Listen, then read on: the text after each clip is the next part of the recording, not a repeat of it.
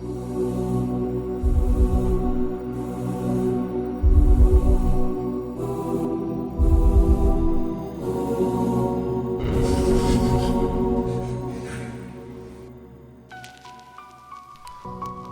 traditional wooden sheath we're about to carve in this video is an attempt of recreating traditional methods used for making hand-forged traditional puukkos with natural materials as they used to be made in history.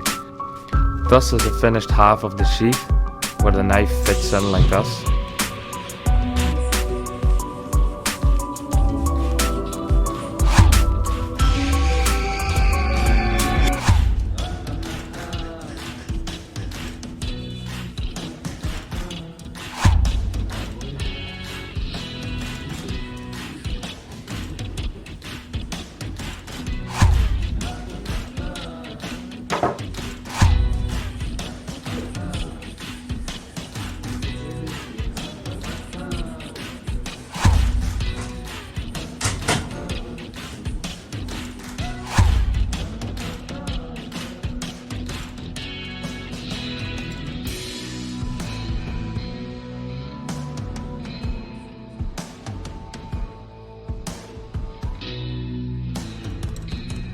This part, the part where the handle goes in, is carved out with a hook knife for making spoons, and the blade part is carved out with the knife itself. You could cut it out lengthwise or across the grain like this. You'll have to figure it out for yourself. And the next job is to cut out the finished shape of the sheath, and then we will draw it on the other piece, and then we can lay out our knife.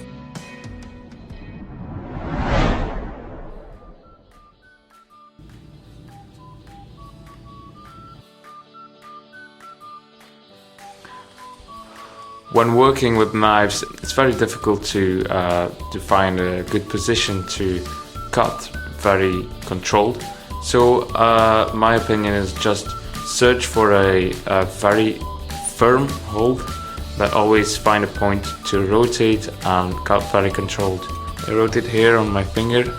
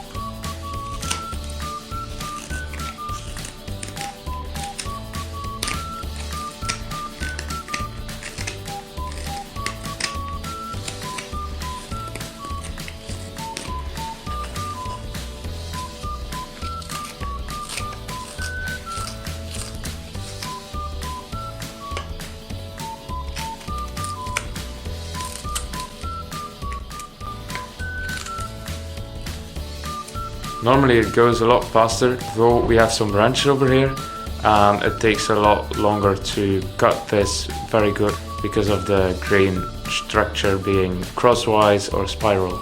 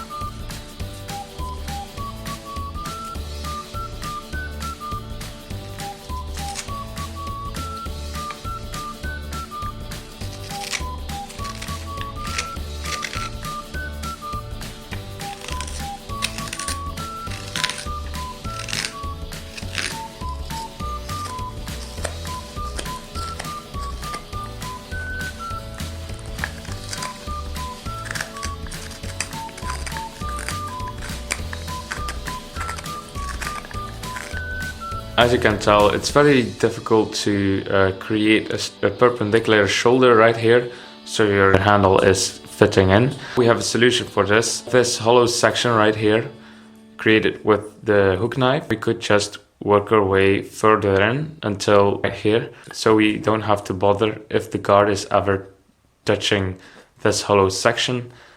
A little example, so the knife handle is sliding in and it just stops right here before it reaches the part where it's hollow. That's one trick. Or you could just be badass and cut it out with your knife itself and just make it straight. Wait, I'll zoom out. So with this hand, you just pull downwards and then with the thumb, push it sideways. So then you get eventually a cut like this, and you can control it.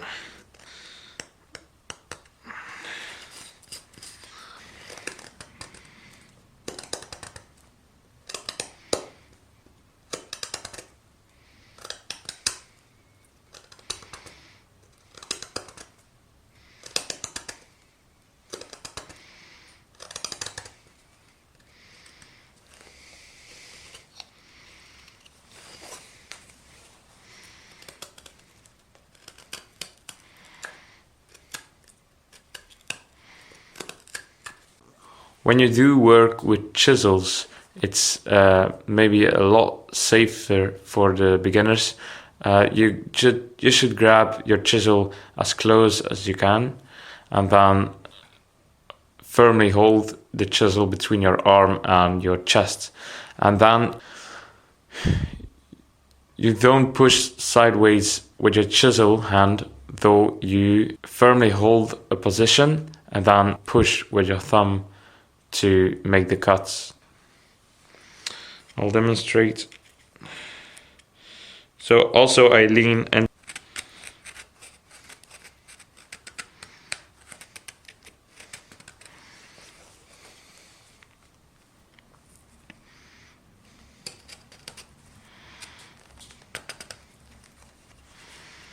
same way here.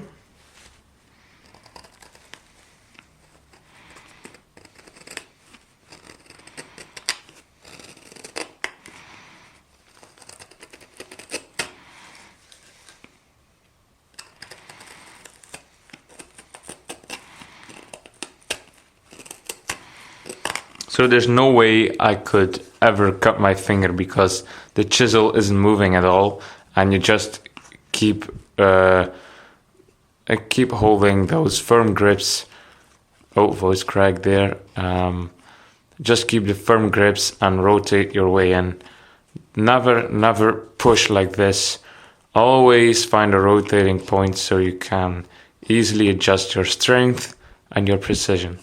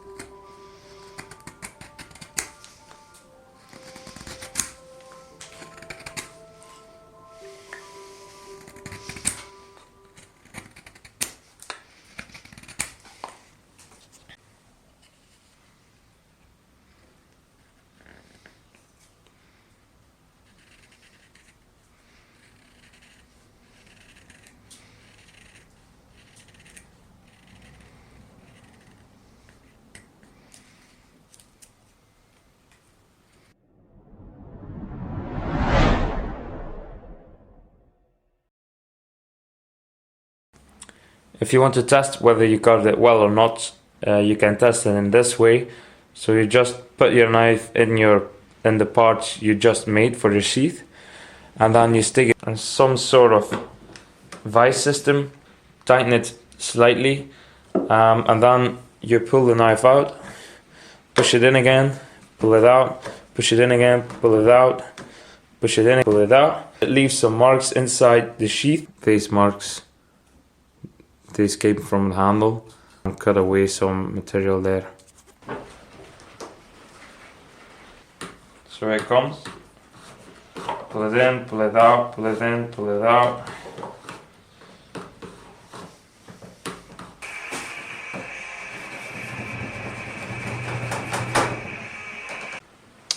So the time to stop carving is when you can squeeze it between your fingers and shake it a bit, and the knife sits in, but you can still pull it out, then it's perfect.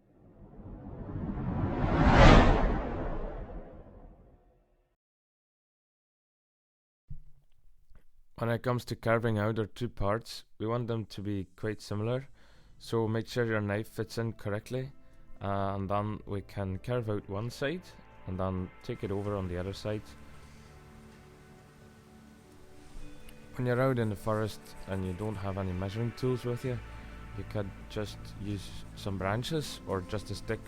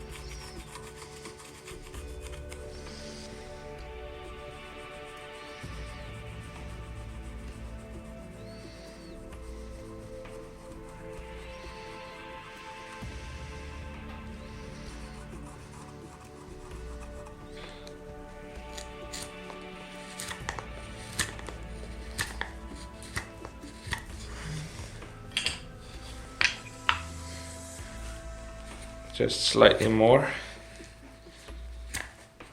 like this, and then start where you ended.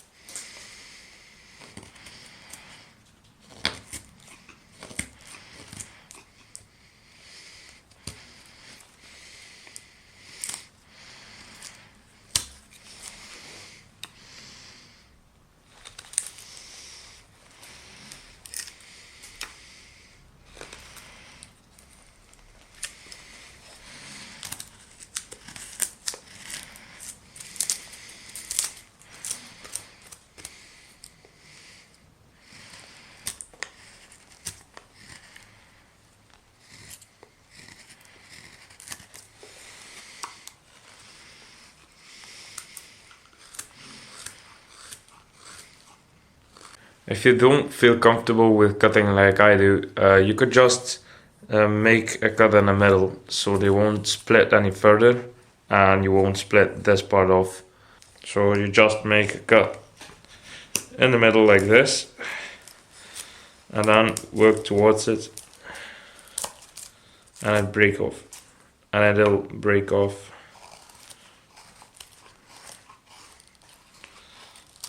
like this. And then from the other side, the same. To create round corners, we want to chamfer the corner first. So we draw 2 lines and then we cut away in a certain, for example, a 45-degree angle. So we reach both lines at both sides.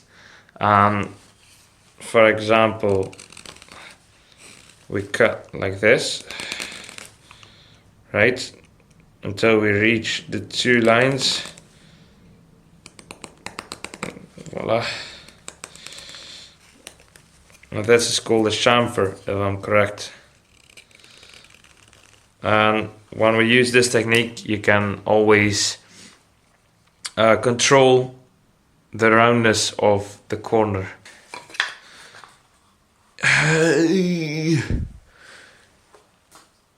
You can match the same chamfer at your other part, at your other half of the sheath.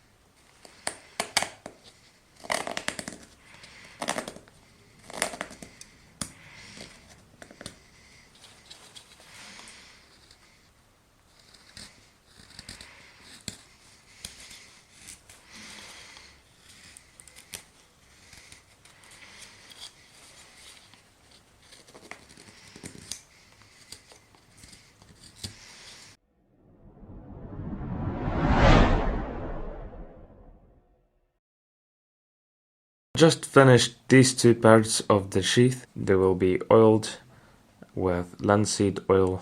You want the inner part and the outer part of the sheath oiled at the same time, because otherwise your piece will warp. Also, we're oiling these before the sinew wrappings. The one we need is that one in the corner. Really good stuff. To start with, give it a dip. Right, that's enough oil. We have different methods of applying oil for different purposes. Spoon carvers intend to soak their spoons in oil.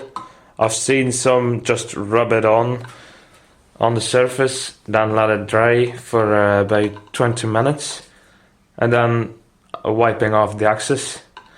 So I just dip it in. I think that's enough. Then rub it in, and after 20 minutes I'll wipe off any excess that hasn't dried up or hasn't soaked in yet. Normally I just soak them in the linseed oil. The opening is just too small for me to put this in the bottle.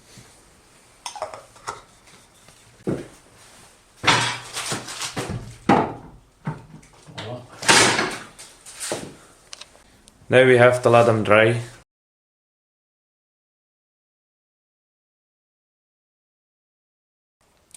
These have been drying for about 20 minutes now. Just take some paper or linen or cloth, and I'll first start with the handle, with a knife handle.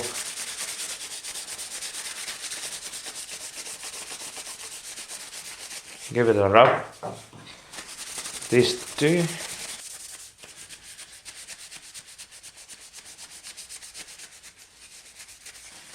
Let's end the video here. The sinew wrapping is for the next video. I can't afford to make videos of more than a half hour because my laptop will die. So see you next video.